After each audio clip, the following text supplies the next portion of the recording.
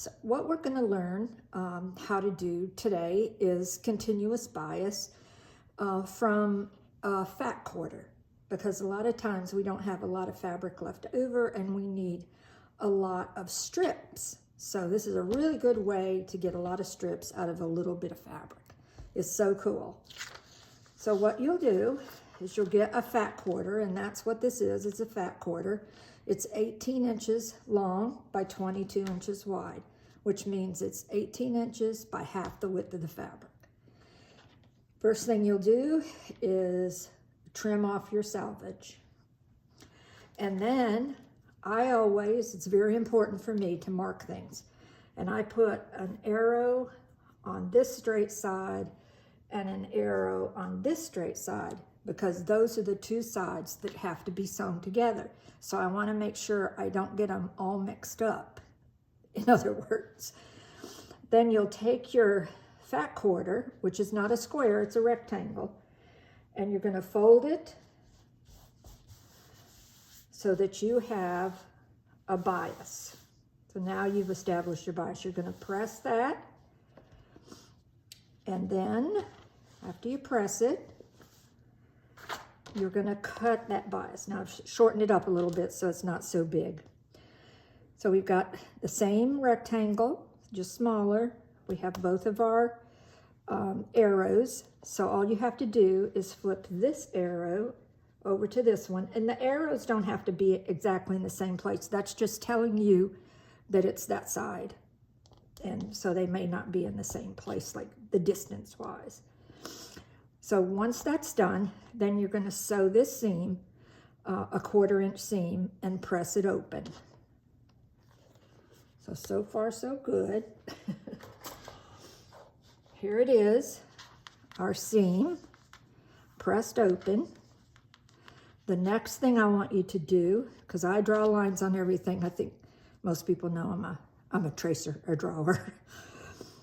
On the straight areas, those are the straight of the grain, and you can tell that by it doesn't move. If you pull against it like this, it doesn't stretch.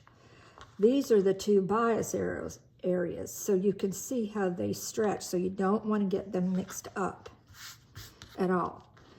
So I want you to draw a 1/4 inch seam across this straight area and a 1/4 inch across this straight area, because that's going to help us in a few minutes. Okay, now bring this one in. So once you have, put this back up here, once you have your diagonal lines drawn, and on this one, since it's small, I only did 1.5 inch lines. On my regular ones, I do 2.5 inches. Or actually, you're going to do whatever width of the size of strip that you need. That's what you're going to do. But usually by the time you get to the other side, there's a piece that's not the right size. So you just simply cut it off and throw it away. Okay? Now, this is the big one again. So see, we have them sewn together. We have all the lines drawn, and we have our 1/4 inch lines drawn. Now, if I just folded this like this, all those lines would match up, you know, and you'd have your lines all in a row. But then when you cut, you'd only be cutting circles out and not strips out. So what you have to do, I'll get my pins, I just buried them. So thoughtful about that. So what you'll do is you're going to bring this up, and we cannot do even Steven, see? That'll still get us the same thing, it'll just be strips. We have to move one whole strip out to the edge. So we have one extending out. Now, the reason I had you draw on the right side, okay, is because when we match these up, what has to match up are the lines that intersect our 1/4 inch line. And if you look at it from this side and you did that, see, it would be wrong. So it's easier to have it on the right side.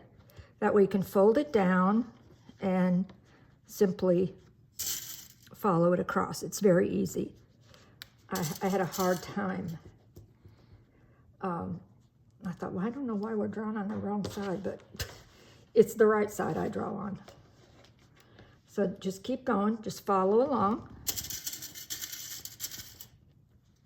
And once you get the whole thing pinned, then we'll stop in a minute and I'll go sew it and come back and show you how to cut it.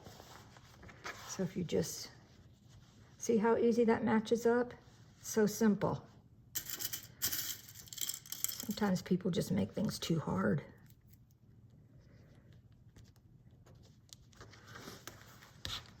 So now we're on our last one. So see, we have one extra on one side and one extra on the other side. And this will match right up perfectly. Ta-da! Okay, now I have it all pinned. So all I'm gonna do now is I'm gonna go to the sewing machine. I'm gonna sew that 1/4 inch seam. I'm gonna press it and then I'll come back and show you how to sew it. Okay, now I've already sewn the seam and I pressed it, and now we're all ready to cut. So now all we have to do is follow our lines. It really couldn't be much easier than that. Just try not to cut what's underneath. You know, that's always a fun issue. So make sure you have your hand underneath there.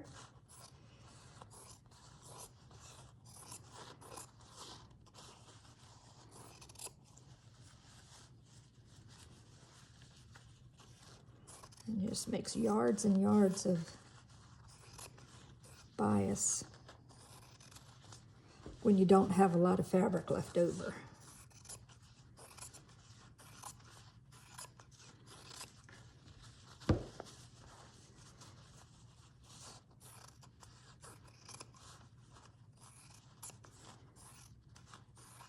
Yeah, these I drew 2.5 inches because that's usually what I use for a quilt.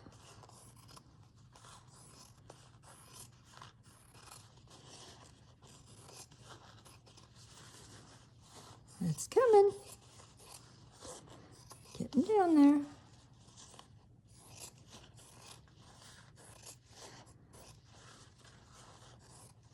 Whoops. Well, at least this is just a sample. As I cut into it. Trying to hurry so I don't bore everybody to death. Coming around to the end.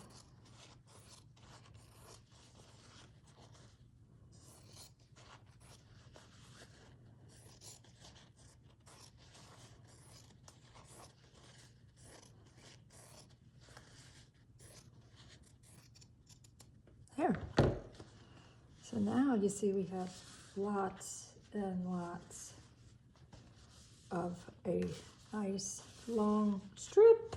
It's just wonderful out of that little fat 1/4. I think it's amazing. Now, if you like these videos, please click on like and please subscribe to my YouTube. That will really help. And leave a comment if you prefer. Thank you.